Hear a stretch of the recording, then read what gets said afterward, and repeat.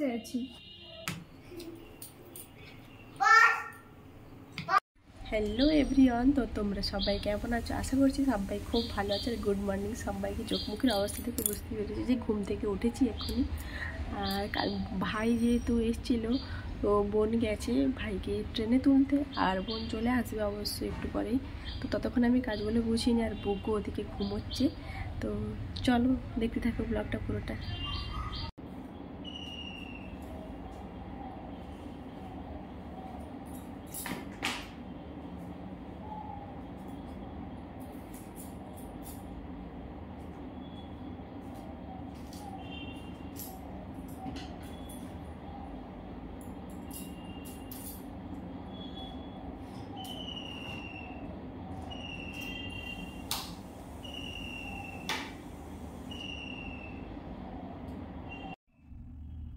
বুগু, মামা তো চলে গেল মামা বাড়ি।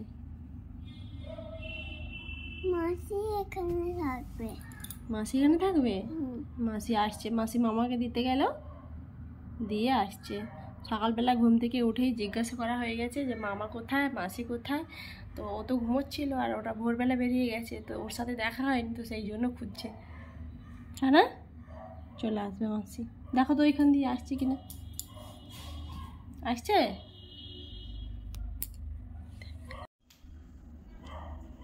বাইরের অবস্থা রে, পড়ে গেলে ঠিক করে দাঁড়াতে পারছো না। আসছে আসছে, দেখো আসবে আসবে। কি হয়েছে? মামা পড়েনি, তুমি পড়ো। কি পড়ো? হ্যাঁ,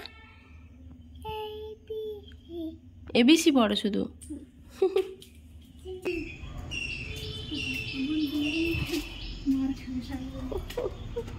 এই যে চলে এসছে ভাইকে দিয়ে, ট্রেনে তুলে দিয়ে এসছো? হ্যাঁ ঠিক আছে। ওই এখানে দাঁড়িয়ে আছিস কেন? হ্যাঁ, আমার দিকে তাকা, তাকা আমার দিকে।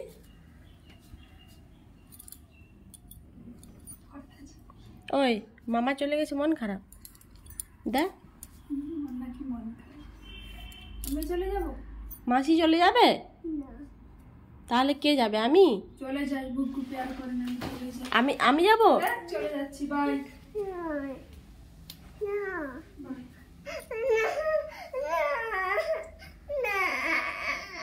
ওই রুকু, কেন কাঁদাচ্ছিস তাকে বল।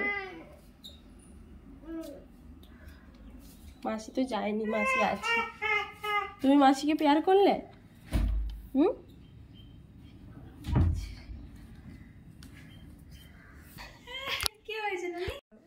কি হলো সোনা? না না, ও কাঁদছে। কি হলো? আমি তো যাইনি, আমি তো এখানে বসে আছি। এই তো। কি হলো? আচ্ছা, এই জিনিস তো মন খারাপ হয়ে গেছে। আচ্ছা চুপ করো চুপ করো চুপ করো, মামা চলে আসবে, আবার চলে আসবে মামা। মামার জন্য মন খারাপ হলো। কালকে রাত্রিবেলা খেলছিল ওই জন্য। মামার জন্য মন খারাপ হয়নি। তখন তার জন্য জিনিস আনছি বলছি, তাকে দেয়নি কেন? তুমি জিনিসের জন্য কাঁদছো? এটা ভালো নয়। এটা কি দেখি, তুলে দেখাও। কি দিল মাসি দেখি? এটা কি? জেলি? ওটা ভালো নয়, সকালবেলা ওটা খেতে নেই। নিয়ে নেবো এটা। খাবে? তো আমি এখন চলে এসেছি রান্নাঘরে, কারণ পুরি বানাবো। কালকে ছোলার তরকারি বানিয়েছিলাম, তো ওটা আছে, তো সেই জন্য ভাবছি শুধু পুরিটা বানালেই হয়ে যাবে। তো এখন এখানে আমি পুরি বানাচ্ছি, আর ছোলার তরকারিটা ফ্রিজ থেকে বের করে গরম করে দিলেই হয়ে যাবে।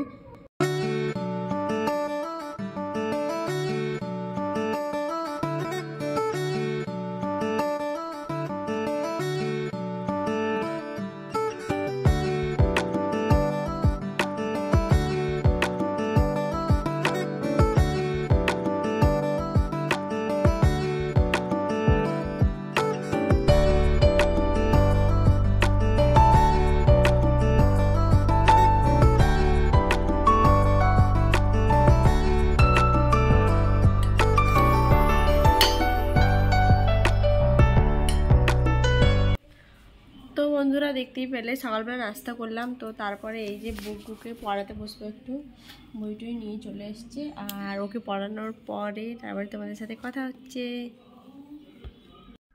তো এখানে আমি রান্নাঘরে এসেছি, আসতে ইচ্ছা করছিলাম, সত্যি কথা বলতে 12টা 12:30 প্রায় বেজেই গেছিলো।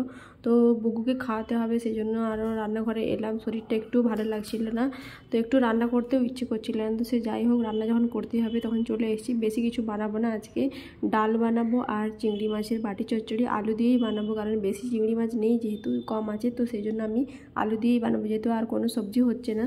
তো শরীরটা একটু ভালো লাগছে না, রাত্রি ঘুম হয়নি, বুকু একটু ঘুমোতে দিচ্ছে না। তো ভাবছি তাড়াতাড়ি করে রান্না করে একটু ঘুমোবো, তো তারপরে একটু ফ্রেশ লাগবে।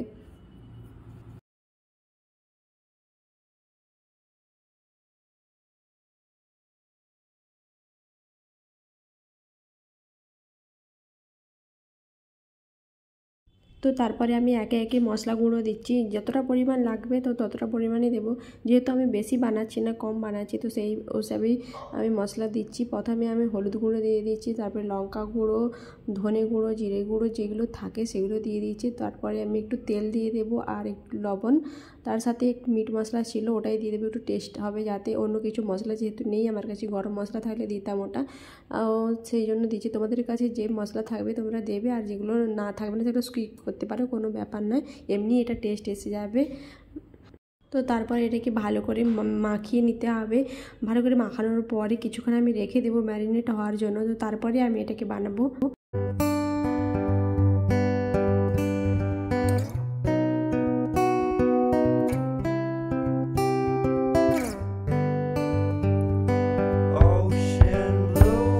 তো এখানে আমি কড়াইতে হালকা করে তেল দিয়েছি, তারপরে সাদা জিরে আর কালো জিরে দুটো দিয়ে আমি ভালো করে ভেজে নিয়েছি। তারপরে আমি একে একে করে মশলাগুলো মাখিয়ে রেখেছিলাম, যে চিংড়ি মাছ আর আলুর সাথে, তো ওইগুলো সব একদম দিয়ে দেবো কড়ার মধ্যে, দিয়ে আমি হালকা করে নেড়ে তারপরে আমি একটু ঢাকা দিয়ে দিচ্ছি।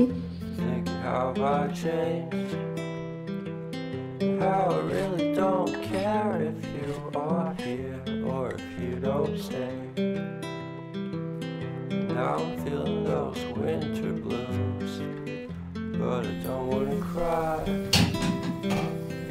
All we ever do is laugh it off, and I'm sick and I don't know why. You remember that night we met, thought you looked so fine. Yes, we have to agree to disagree for this one last time. Pretty weird that day when we did not exchange our hellos. তো এই দেখো complete হয়ে গেছে, মশলা জলটা দিয়েছিলাম ওটাও মরে গেছে। তো তোমরা কেমনভাবে রেসিপিটা বানাও এরকম কমেন্ট করে জানাও। আমি তোমাদেরকে বললাম যে আমি একটু ঘুমোবো, কারণ শরীরটা কেমন কেমন করছিল, তো স্নান করে নিয়েছি, ছেলেকে খাইয়েও দিয়েছি স্নান করিয়ে।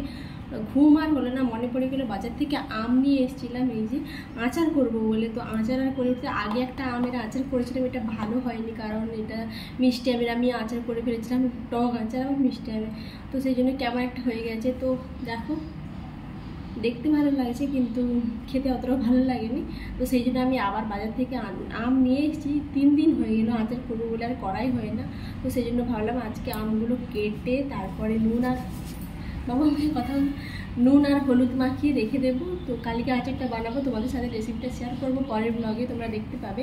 তো এখন আমি আমগুলোকে কেটে নিই, তারপরে আচার মানে আমগুলো কেটে উঠতে পারবো।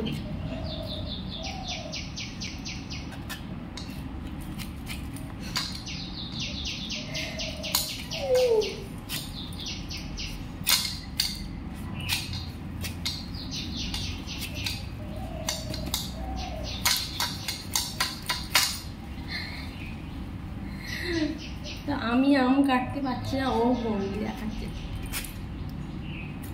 বলো বুকু বলো, বলো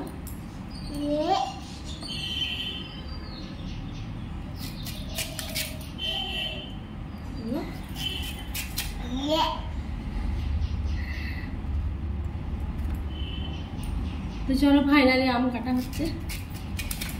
ভিডিওটা আমি এখানেই শেষ করছি। ভিডিওটা ভালো লাগলে লাইক করে দিও, কমেন্ট করে জানিও কেমন লেগেছে। আর যারা এখনও পর্যন্ত আমার চ্যানেলটাকে যারা এখনও পর্যন্ত আমার চ্যানেলটাকে সাবস্ক্রাইব করেনি অবশ্যই সাবস্ক্রাইব করে পাশে বেল আইকনটা প্রেস করে দিও। তো টাটা বাই বাই, দেখা হচ্ছে নেক্সট ব্লগে।